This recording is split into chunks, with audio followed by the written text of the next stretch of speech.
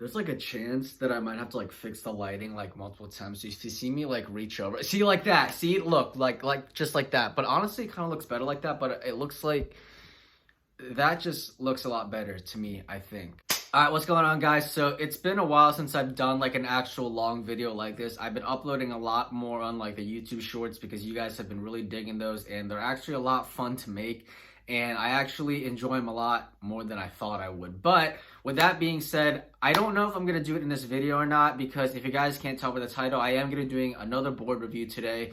And maybe if somehow in this video I will like explain to you guys why I've been uploading more shorts, that'll be towards the end of the video. But if not, it'll be a whole separate video itself, which I don't really see why I would do that. So there's like a 99% chance that we'll have like a little mini update video towards the end of this video, like that we're doing right now. But without any further ado, let's get into this board review. So today's board that we're going to be talking about is this guy right here. And now, of course, I am still skating it. I'm going to try to hopefully skate it until there really is no life on it left.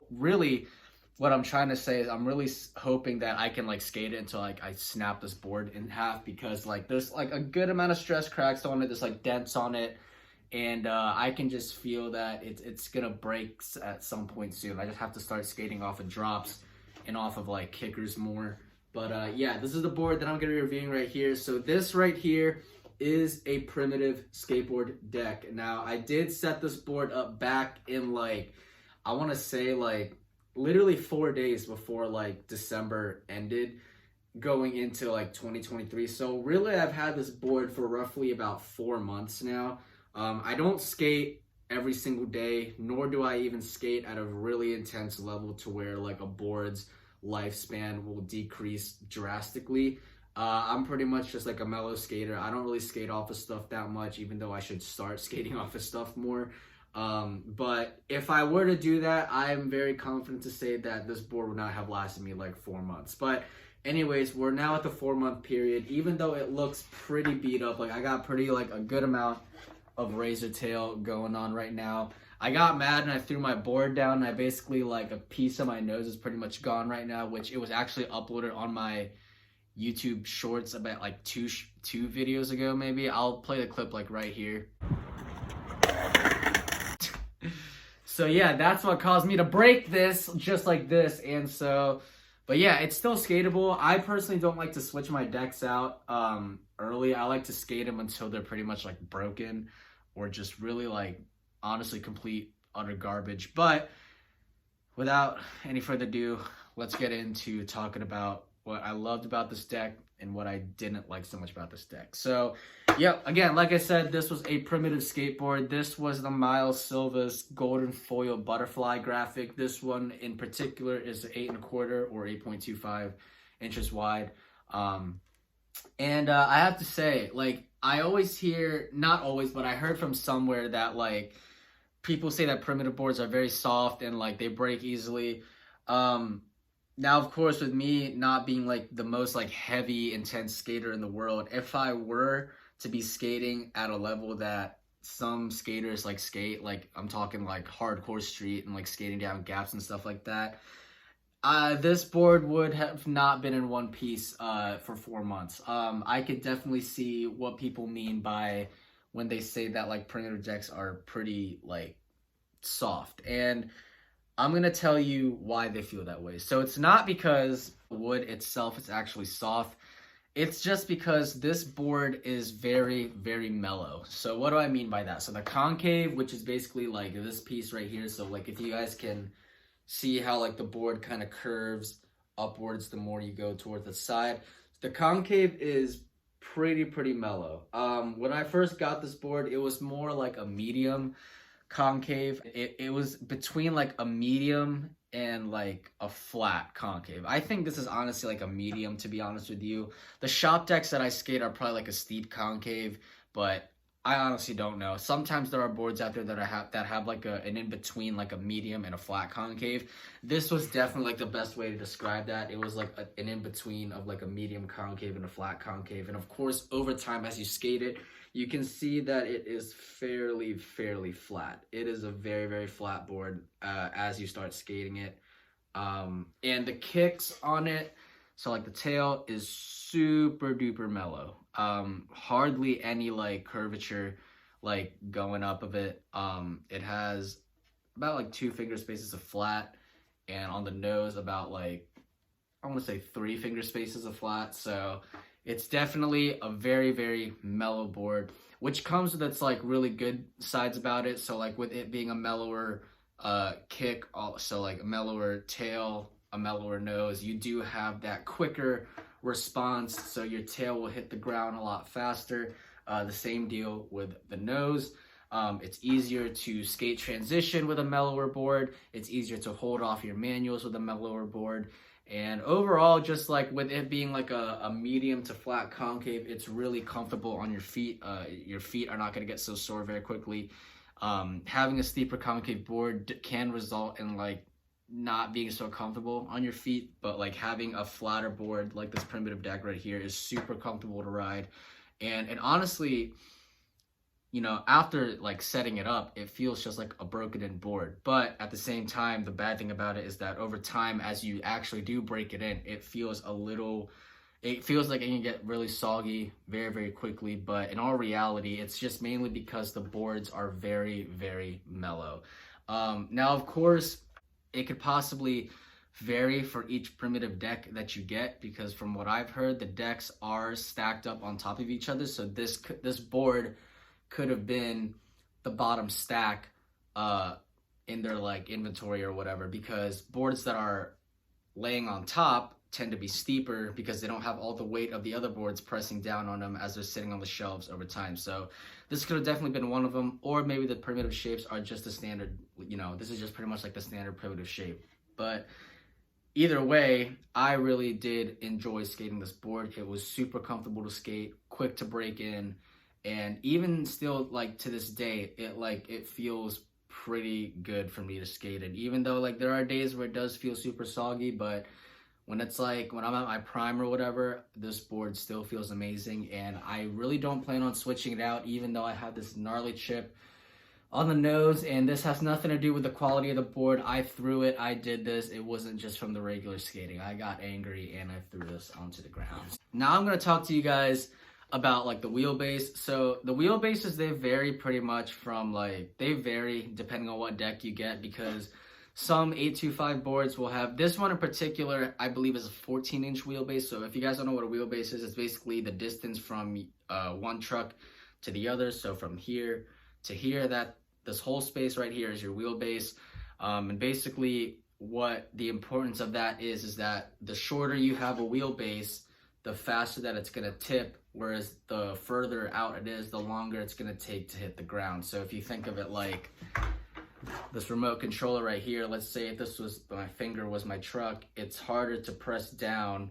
So this would be, if it's further out this way, it's a longer wheelbase, but if it's shorter, it's easy to tip it. So that's basically what the significance of having a certain wheelbase is. And with this one being a 14-inch wheelbase, which I normally skate a 14.25-inch wheelbase, I never really go above 14.25. I think the only time I ever did go above a 14.25 was that crooked board that I skated, which if you guys have not seen the setup video for that, definitely go check it out. That one was like 14.38 inches of a wheelbase, and I normally only skate 14.2 or 14.1. Rarely do I skate 14 or 14.3. I'm normally around the 14.1 or 14.2. Not really a big difference from this, like from what it sounds, but like the second you start skating it, you will sort of feel a difference. But with this one being a 14-inch wheelbase, I would say it is a very responsive board, considering like, you know, it being mellow and it having a shorter wheelbase. It's a super responsive deck.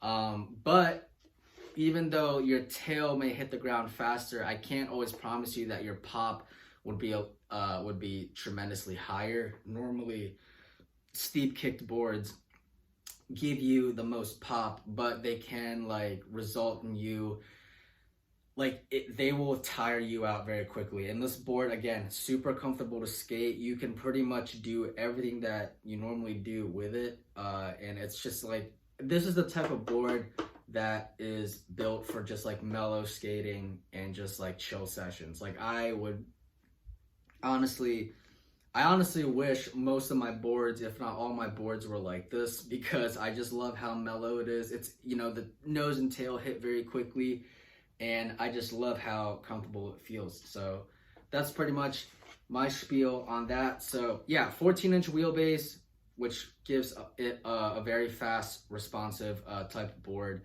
and you know, it personally, like, it just felt amazing for me, and I can't really complain. I feel another thing that's also important to address is the graphics. So Primitive is like really known for its like foil decks, just like this one. Now, not all of their graphics are foil decks. They still have a lot of boards that like with the traditional paint or whatever, but they are known for their foil graphics. Now, gold is not their only foil graphic they have. They also have like a blue, purple, and like they even have white. For instance, like they have multiple colorways for their foil decks, and to be quite honest with you, it did not feel, I will be honest, it felt slightly just a hair stickier than usual when it comes to like board slides or any slides that you do. The gold foil does like feel a little bit stickier than like a traditional like painted board, and really the reason for that, I don't know what the reason is for it, but like over time skating it, it's not just like, oh my god, I almost just fell over it, and there goes the lighting. Okay, never mind. So how from just skating it and like scratching it up, so basically like how they make these foil decks is you can see like this white paint that they have. They basically like base it with like white paint first, and then they coat it over with this foil stuff. And I think that like with it having 2 layers of like paint or like whatever material it is, kind of made it a little thicker than just like a traditional board that just has like 1 layer of paint, which I think with it having like 2 layers, it makes it a little thicker, which adds a little more friction and makes it a little bit more difficult to slide. That's just kind of my theory. I could be totally 100% wrong, but it doesn't affect your skating like in a negative way. Like it's hardly noticeable. Like you'll get used to it like within like the first day of skating it.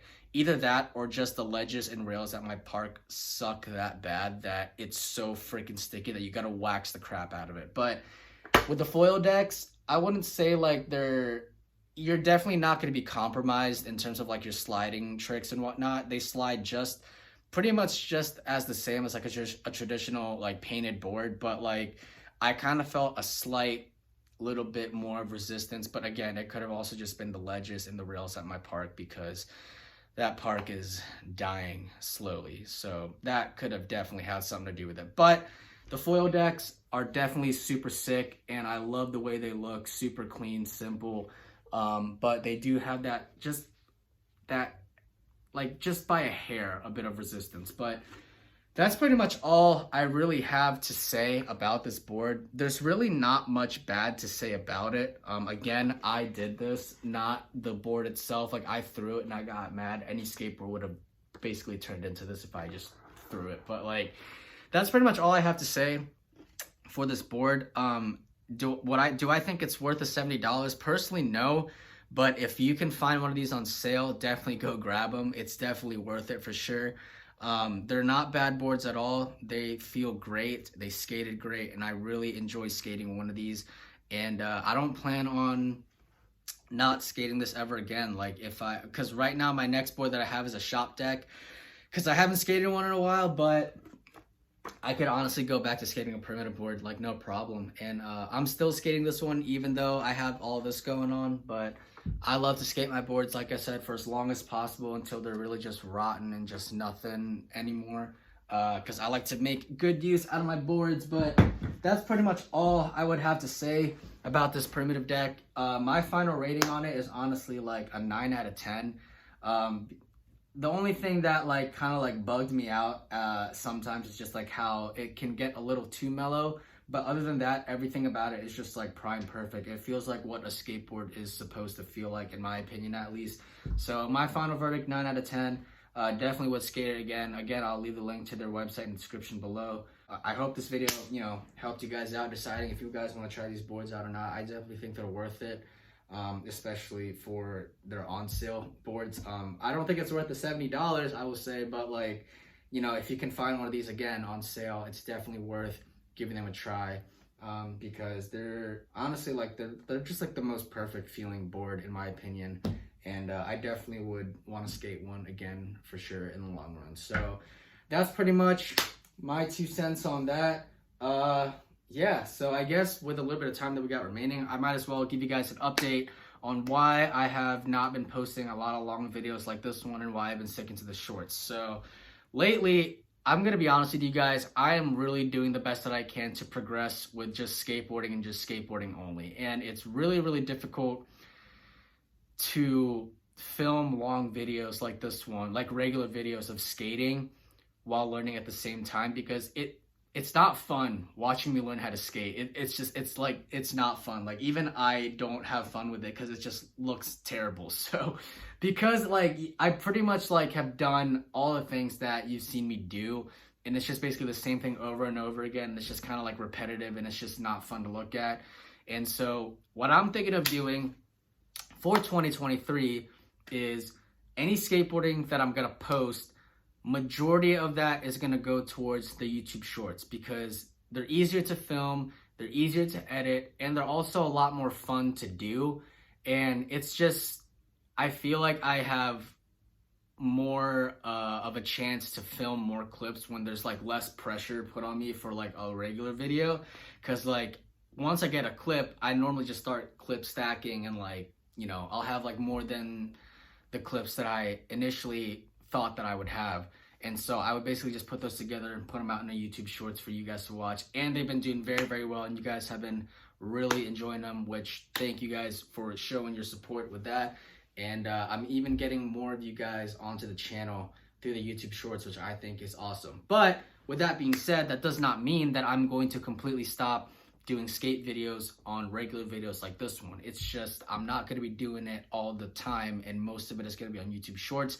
Every once in a while, if my friends are around or whatever, we just want to like, mess around and have fun, like I think you can make a good video out of it, then yes, that is like definitely something I'll make a regular video out of.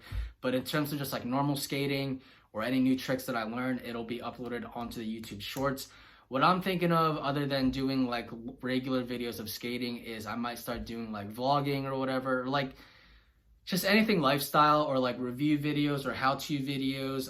But when it comes to just me skating a park, it's not really easy to do that in a regular video, mainly because I don't have that many tricks in my bag, and you guys have pretty much seen me do all of those tricks already. So any of my majority normal skating is going to go to YouTube shorts. Regular videos like this one will be like used for reviews, or if it's just like, a little day in a life vlog or anything like outdoor lifestyle or whatever, because I definitely want to make this channel a little bit more than just about skateboarding, even though skateboarding was what made me want to even start this channel to begin with. But I figured that I kind of want to be a little more versatile and do a lot more than just skateboarding, because I like to kind of document the fun stuff in life. And so yeah, majority of my shorts will be skateboarding or anything that I come up with. In my regular videos, I kind of just want to do like, lifestyle videos, because why not? I think they're fun, and I'll try to make them as entertaining as possible, but we'll see how it goes. This is just something I want to try out for now and see where it can take us. But skateboarding will always be in this channel no matter what. It's never going to go away. This is where it all started, and so we're going to keep that fire alive. But of course, I definitely want to add some new stuff to the channel as well, and do more than just skating, just to kind of be a little more diverse with the things that I do. And I feel like it's just a lot more fun to do more than just one thing, so I might as well do it. But anyways, that's just my spiel on that. I hope you guys enjoyed this video. If you guys do want to see more from me, you can always hit the subscribe button and click on the notification bell. That way you guys are notified every time I do upload a new video. I do videos here really whenever I can. But yeah, I mean, if you guys are into that, please subscribe to the channel. It really helps out a lot, and it shows me that you guys want to see more from me. And yeah, that's all I have to say. I hope you guys have a great one out there. Be safe, do what you love, and do what makes you happy. And go out there and skate if you can. Or if you don't skate, start skateboarding. Or if it's raining at your place, find it in a park.